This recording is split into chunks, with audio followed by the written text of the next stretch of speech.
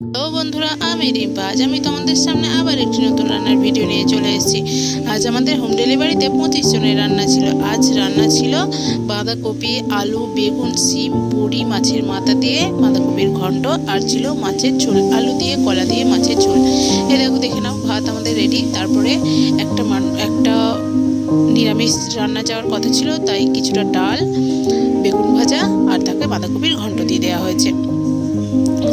আর দেখে নাও, বাঁধাকপি রান্না হচ্ছে আমাদের, সব ভাজাভুজি কমপ্লিট। এই যে বাঁধাকপি দেওয়া হয়ে গেল, বাঁধাকপি জল দিয়ে এই যে বাঁধাকপি রেডি, বেগুন ভাজা রেডি।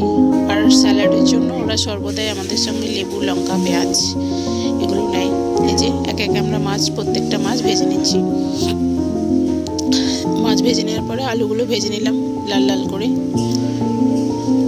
মাছ ভাজা কমপ্লিট আমাদের। দেখো, লাল লাল করে আলু ভাজা কমপ্লিট। এই যে কলা ভেজে নিচ্ছি।